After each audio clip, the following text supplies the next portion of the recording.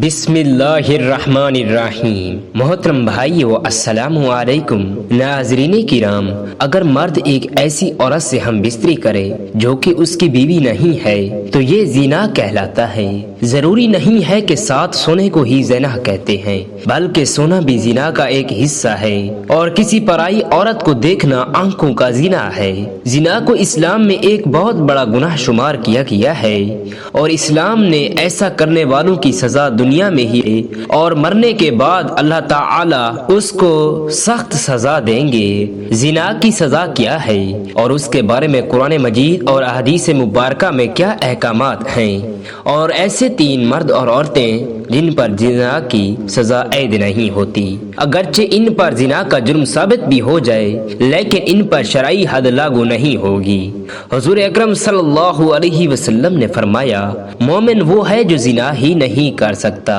اللہ تعالیٰ قرآن پاک میں فرماتا ہے، اور دیکھو زنا کے قریب بھی نہ جاؤ، یہ بے حیائی اور برا راستہ ہے۔ اگر زنا کرنے والے شادی شدہ ہوں تو خود میں پتھر مار مار کر مار ڈالا جائے، اور اگر کنواری ہوں تو 100 کوڑے مارے جائیں۔ آج کل دیکھنے میں آیا ہے کہ اس گناہ میں بہت سے لوگ شامل ہیں، خاص طور پر اس بازار میں جہاں عورتیں اور مرد اکٹھے جاتے ہیں۔ کسی کا ہاتھ کسی کو لگ جا رہا ہے، کہاں لگتا ہے کچھ معلوم نہیں ہوتا، چاہے لڑکا ہو یا لڑکی، اور پھر اس گناہ کو کرنے کے بعد اپنے دوستوں کو بڑی شان سے سناتے ہیں، بلکہ ان کا بھی ایسا کرنے کی رائے دیتے ہیں۔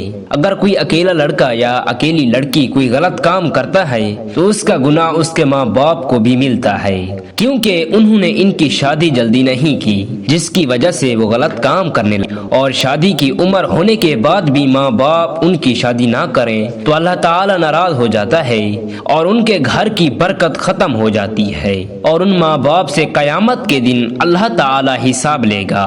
ایک جگہ اللہ تعالی نے قرآن پاک میں فرمایا ہے کہ پاک دامن لڑکیاں پاک دامن لڑکوں کے لیے ہیں، اور پاک دامن لڑکے پاک دامن لڑکیوں کے لیے ہیں۔ اس کا مطلب یہ ہے کہ اگر آپ اچھی ہیں تو اللہ تعالیٰ آپ کو بھی اچھی بیوی یا شوہر دے گا۔ زنا ایک ایسا عمل ہے جس سے کینسر جیسی موذی بیماریاں پھیلتی ہیں۔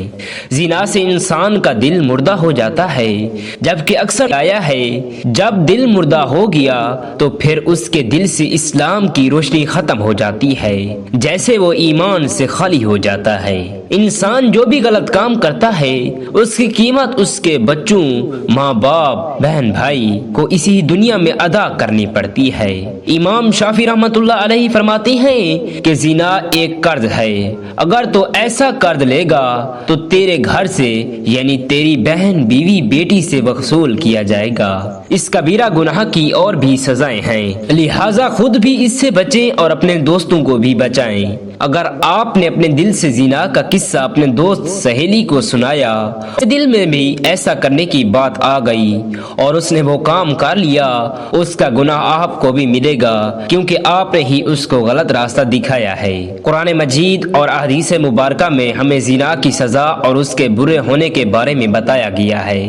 اللہ تعالیٰ فرماتے ہیں، زنا کے قریب بھی نہ جاؤ، یہ بے حیائی اور برا راستہ ہے۔ زانیہ اور زانی کو کوڑے مارو، ہر ایک کو ان دونوں میں سے 100 کوڑے مارے جائیں۔ اسی طرح نبی کریم صلی اللہ علیہ وسلم نے فرمایا، شادی شدہ مرد اور عورت زنا کرے تو دونوں کو سنسار کر دو، یہ اللہ تعالیٰ کی طرف سے سزا ہے۔ زانی ایمان کی حالت میں زنا نہیں کرتا، یعنی جب وہ زنا کرتا ہو تو ایمان سے خالی ہو جاتا ہے۔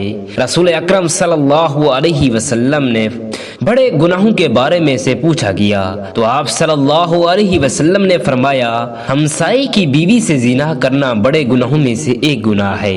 زنا کرنے والا مسلمان عاقل اور بالغ ہو، جس سے یہ حرام جرم اپنے اختیار سے کیا ہو اور جرم کے لیے اس پر کوئی زبردستی نہ کی گئی ہو۔ رسول اکرم صلی اللہ علیہ وسلم نے فرمایا، 3 قسم کے لوگوں کا کوئی عمل نہیں لکھا جاتا ہے، یعنی 3 قسم کے لوگ ایسی ہیں جنہوں نے اگر زنا کیا بھی ہو تو ان پر دین اسلام کی روح سے کوئی حد لاگو نہیں ہوتی۔ ایک تو وہ جو کہ بالغ جب تک بالغ نہ ہو، وہ شخص جو سویا ہوا ہے جب تک کہ وہ بیدار نہ ہو جائے، اور تیسرا وہ کہ جس کا دماغی توازن ٹھیک نہ ہو، دیوانہ ہو، مجنون ہو، اس پر بھی اس پر کوئی حد نہیں ہے۔ آپ صلی اللہ علیہ وسلم نے فرمایا، میری امت کی بھول چک اور جس چیز پر وہ مجبور کیا جائے معاف کر دیا گیا ہے، یعنی اگر آپ سے کوئی بھول چک ہو گئی ہے تو اللہ تعالی آپ کو معاف فرما دے گا۔ یہ کسی چیز پر آپ کو مجبور کیا گیا ہو تو وہ بھی اللہ تعالی آپ کو معاف فرما دیں گے۔ زنا کے لیے رجب یعنی زنا کار پر حد قائم کرنے کا ایک طریقہ کار بتایا گیا ہے۔ زمین میں گڑھا کھولا جائے، زانی کو اس پر کھڑا کر کے سینے تک اس کو مٹی میں دبا دیا جائے اور پھر پتھر مارے جائیں یہاں تک کہ وہ مر جائے۔ یہ کاروائی امام صاحب اور مسلمانوں کی ایک جماعت کے سامنے کی جائے۔ اللہ تعالیٰ کا فرمان ہے اور ان کی سزا کے وقت ایمان والوں کی ایک جماعت حاضر ہونی چاہیے۔ رجب کے بارے میں عورت اور مرد کو حکم برابر ہے، البتہ عورت کے کپڑے باندھ دیے جائیں تاکہ وہ بے پردہ نہ ہو۔ اسلام عظمت و الفت کو سب سے بڑی قیمتی قرار چیز دی گئی ہے اور اس کی حفاظت کو ہر شے پر مقدم رکھتا ہے۔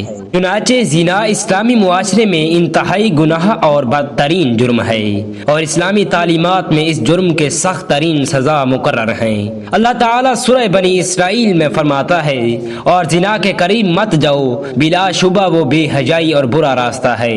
اس آیت کریمہ میں زنا سے اس طرح روکا گیا ہے، زنا نہ کرو بلکہ زنا کے قریب بھی نہ جاؤ، جیسے معلوم ہوتا ہے کہ زنا ایک بہت ہی بری چیز ہے۔ حضرت عبداللہ بن مسعود رضی اللہ تعالی عنہ فرماتے ہیں کہ میں نے رسول اکرم صلی اللہ علیہ وسلم سے پوچھا کہ سب سے بڑا گناہ کون سا ہے؟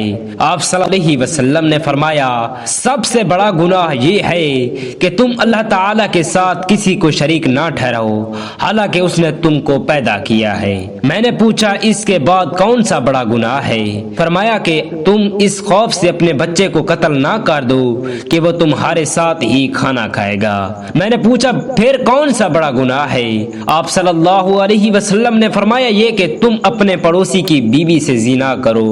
ابتدائی اسلام میں زنا کی سزا یہ تھی کہ زنا کرنے والے شادی شدہ جوڑوں کو تاحیات گھروں میں بند کر دیتے تھے اور کنواری لڑکیوں یا غیر شادی شدہ مردوں کو زنا کرنے پر زنجیروں سے باندھا جاتا اور انہیں شدید ڈانٹ دی جاتی، جیسا کہ اللہ تعالیٰ کا ارشاد مبارک ہے، اور جو تمہاری عورتیں زنا کرے تو ان پر 4 مردوں کی گواہی طلب کرو، پھر اگر وہ گواہی دے دے تو ان عورتوں کا گھر میں بند کر دو یہاں تک کہ ان کو موت آ جائے یا اللہ تعالیٰ ان کے لیے کوئی راستہ بیان کر دیں۔ اور تم میں سے جو لوگ زنا کرے تو تم ان کو خوب ڈانٹ ڈپٹ سے اذیت پہنچاؤ، بس اگر وہ توبہ کر لے اور ٹھیک ہو جائے اور راہ راست پر آ جائے تو ان کو کچھ نہ کہو، بے شک میرا رب بہت رحیم اور کریم ہے۔ اللہ تعالیٰ سے دعا ہے کہ اللہ تعالیٰ ہمیں زنا جیسی اور اس کبیرہ گناہ سے بچنے کی توفیق عطا فرمائے اور ہمارا خاتمہ بالخیر فرمائے،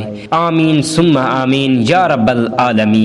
اللہ تعالیٰ سے دعا ہے کہ اللہ تعالیٰ ہمیں حضور نبی کریم صلی اللہ علیہ وسلم کی سنت پر عمل پیرا ہونے کی توفیق عطا فرمائے، آمین۔ اللہ تعالیٰ اور حضور نبی کریم صلی اللہ علیہ وسلم کے 99 ناموں میں سے ایک نام ضرور کمنٹ کریں اور اپنی رائے کو کمنٹ میں ضرور شیئر کریں۔ اگر آپ کو ویڈیو اچھی لگی ہے تو ویڈیو کو لائک کریں اور شیئر کریں اور چینل کو سبسکرائب کرنا مت بھولیں، کیونکہ ہر نئی آنے والی ویڈیو کا نوٹیفیکیشن آپ کو بر وقت ملتا رہے۔ اللہ حافظ۔ اللہ تعالی ہم سب کا حامی و ناصر ہو۔